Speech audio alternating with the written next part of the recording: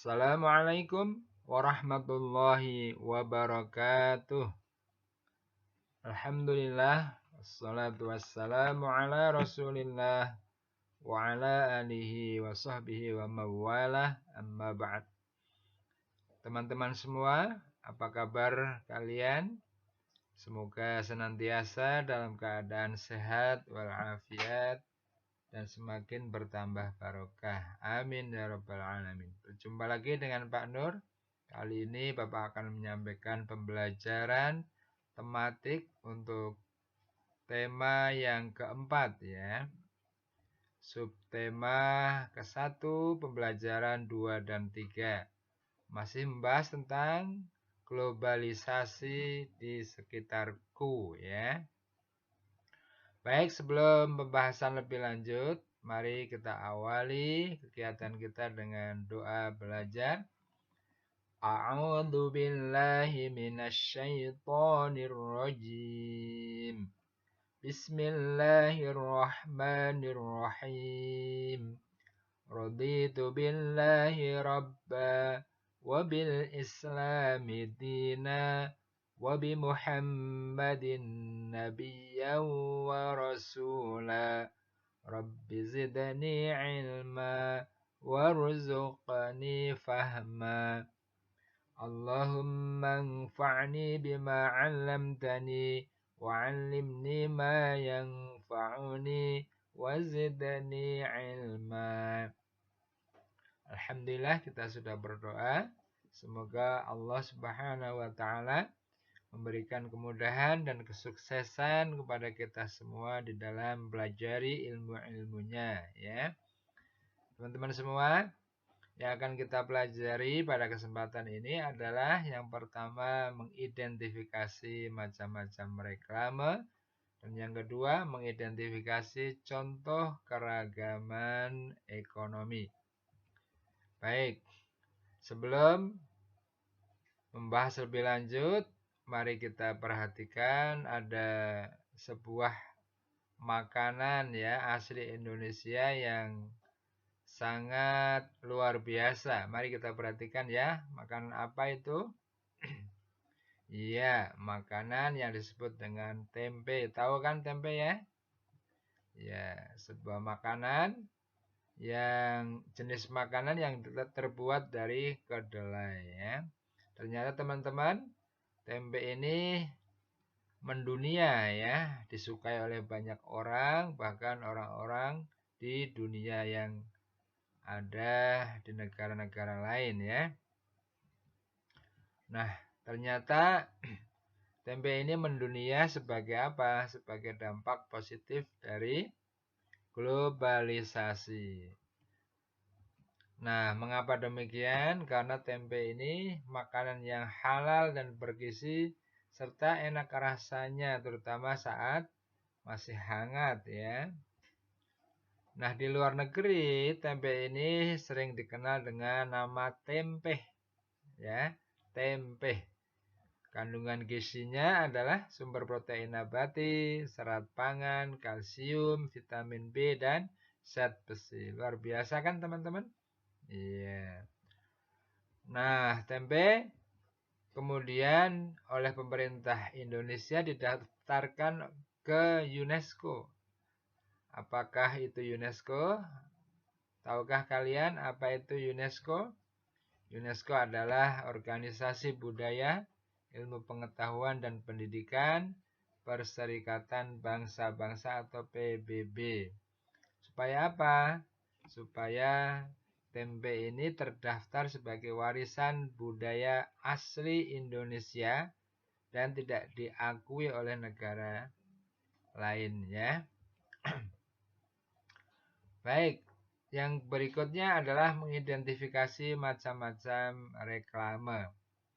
Nah, kamu tahu kan apa itu reklame? Coba perhatikan gambar ini ya. Gambar iklan tentang motor show ya. Indonesia International Motor Show. Kemudian berikutnya ada iklan tentang pariwisata di Jawa Timur, yaitu di Banyuwangi.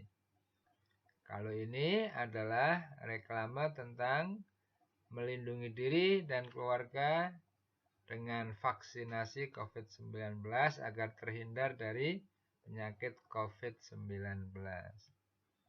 Nah, ini juga reklame teman-teman ya, reklame wisata Indonesia di luar negeri yang dipasang di bagian belakang sebuah mobil transportasi di luar negeri.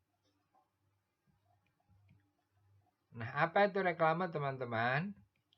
Kalau kita runut dari asal katanya, reklame itu berasal dari bahasa Latin. Terdiri dari kata re yang berarti berulang-ulang dan klamo yang berarti berseru. Sehingga reklame itu adalah suatu karya seni rupa yang memuat teks dan gambar yang menarik untuk menginformasikan, mengajak, menganjurkan, atau menawarkan produk berupa barang atau jasa. Berdasarkan tujuannya, maka reklame itu dibedakan menjadi dua, yaitu reklame komersial dan yang kedua reklame non-komersial. Nah, apa itu reklame komersial dan reklame non-komersial? Berikut penjelasannya. Ya, reklame komersial adalah reklame yang bertujuan menarik perhatian dan menggerakkan keinginan seseorang untuk membeli barang atau menggunakan jasa yang diinformasikan tersebut. Sedangkan reklame non-komersial adalah reklame yang bertujuan menyampaikan informasi kepada masyarakat, biasanya disampaikan oleh pihak pemerintah atau lembaga swadaya masyarakat untuk menggugah kesadaran masyarakat mengenai suatu hal. Nah, coba berikut ada tayangan tentang reklame. Kamu tentukan ya jenis reklame komersial ataukah non-komersial. Nah, berikut reklame apa ini? Termasuk komersial atau non-komersial? Ya, benar. Ini termasuk reklame komersial ya. Karena mendorong orang-orang yang membacanya supaya apa? Tertarik dan mau membeli apa yang diiklankan tersebut. Kalau ini teman-teman juga sama ya. Ini makanan yang sering kamu sukai ya. Nah, ini diiklankan. Kemudian kalau ini teman-teman, ya termasuk komersial juga karena tujuannya supaya tempat tersebut didatangi oleh orang dan menghasilkan pemasukan dana ya kepada pemerintah di wilayah tersebut. Nah, kalau ini teman-teman, nah ini bisa jadi non komersial, tapi ada juga unsur komersialnya. Apa itu? Yaitu jual beli vaksin. Betul? Iya. Nah, kalau ini reklame murni bersifat non komersial ya. Ini menginformasikan tentang bahaya virus corona dan supaya kita waspada terhadapnya. Berdasarkan tempat pemasangannya, maka reklame dibagi menjadi yang pertama reklame luar ruangan, yaitu reklame yang dipasang di luar ruangan. Contohnya ini teman-teman ya, dipasang di pinggir jalan. Ini juga ya. Nah, ini demikian juga ya. Yang kedua adalah reklame dalam ruangan, yaitu reklame yang dipasang di dalam ruangan. Contohnya adalah ini teman-teman ya. Ini ada di dalam mall ya. Ini juga begitu.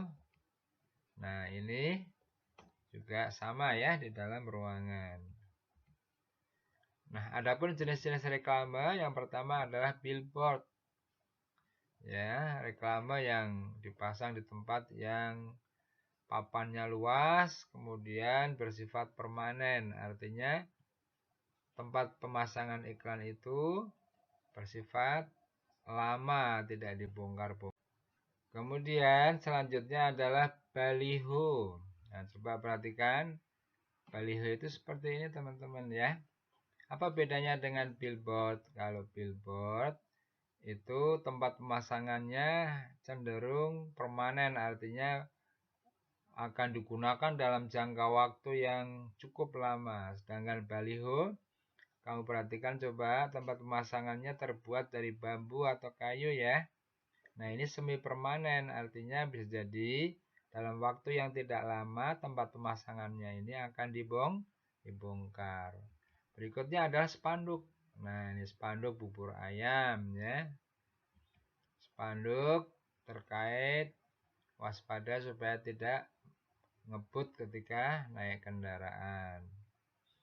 Ada mobil billboard, yaitu mobil yang dipakai untuk memasang reklame juga ya. Selanjutnya banner. Nah, banner biasanya dipasang berdiri tegak seperti itu teman-teman ya. Demikian juga dengan yang ini. Lalu poster. Nah, poster ini biasanya ditempel di tempat-tempat umum ya, di gedung-gedung, di kantor-kantor, di sekolah dan sebagainya. Selanjutnya adalah pamflet. Nah, terbuat dari kertas seperti ini teman-teman ya, pamflet. Dan yang terakhir adalah brosur. Brosur pun terbuat dari kertas seperti ini ya. Selanjutnya teman-teman, kita akan bahas tentang mengidentifikasi contoh keragaman ekonomi ya. Pada awal tadi diberikan contoh tentang tempe ya. Tempe itu juga termasuk salah satu bentuk atau contoh keragaman ekonomi karena di dalamnya ada usaha yang bisa menghasilkan uang ya.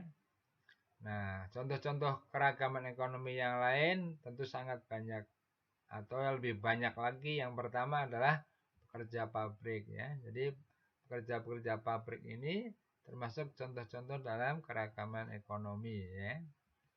Lalu ada dokter pun begitu ya, karena dokter menghasilkan uang ya. Kemudian yang lainnya adalah montir. Nah, seperti ini ya. Montir seperti ini termasuk keragaman ekonomi. Selanjutnya adalah guru. Guru pun termasuk contoh keragaman ekonomi karena dengan adanya guru ini ada lembaga pendidikan yang lembaga pendidikan itu bisa menghasilkan uang. Selanjutnya adalah petugas kebersihan ya, karena petugas kebersihan juga menghasilkan uang. Lalu ada petugas keamanan ya. Petugas keamanan termasuk keragaman ekonomi karena apa? Petugas keamanan juga menjadi sumber ekonomi bagi diri dan keluarganya ya. Nah, selanjutnya teman-teman tentang menjelaskan penyaluran energi listrik ya. Energi listrik ini adalah energi yang digunakan di banyak tempat ya. Ada perkantoran ya, pasar, mal-mal ya, sekolah-sekolah, bahkan di rumah-rumah kita. Nah, pertanyaannya adalah bagaimana energi listrik itu sampai ke rumah kita ya. Nah, ini tahapannya teman-teman ya. Energi listrik dihasilkan oleh pembangkit listrik. Lalu dari pembangkit listrik, energi listrik itu akan dinaikkan tegangannya menggunakan alat yang disebut dengan transformator penaik tegangan. Supaya apa? Dinaikkan tegangannya supaya efisien ya. Energi listrik yang dibawa ini bisa dibagi-bagi nantinya. Kemudian setelah dinaikkan tegangannya, maka akan didistribusikan ke gardu induk. Di gardu induk ini energi listrik akan diturunkan tegangannya ya. Kalau pada pembangkit listrik itu bisa mencapai 500 kV atau 500.000 volt. Sementara di gardu induk ini akan diturunkan, dipecah-pecah lagi sehingga mencapai 20 kV atau 20.000 volt ya. Lalu dari gardu induk akan didistribusikan ke gardu distribusi. Di gardu distribusi ini tegangan kembali diturunkan ya dari 20.000 volt menjadi hanya 220 volt saja. Lalu melalui alat yang disebut dengan trafo distribusi, maka energi listrik ini akan didistribusikan ke tempat-tempat penggunaannya ya, dalam bentuk atau dalam kondisi tegangan yang lebih rendah. Setiap trafo ini bisa mensuplai beberapa rumah dan pada akhirnya energi listrik itu akan sampai ke permukiman atau rumah-rumah kita semua. Nah, demikian teman-teman ya, penayangan video pembelajaran untuk tema 4, subtema 1, pembelajaran 2 dan 3. Semoga bermanfaat untuk kita semua ya. Baik teman-teman, mengakhiri pembelajaran pada kesempatan ini, mari kita membaca doa penutup ya. Alhamdulillahi rabbil alamin. Subhanakallahumma wa bihamdik. Ashhadu an la ilaha illa an. Astaghfiruka wa atubu ilaik. Demikian, semoga bermanfaat. Mohon maaf kalau ada kesalahan dan kekurangannya. Assalamualaikum warahmatullahi wabarakatuh.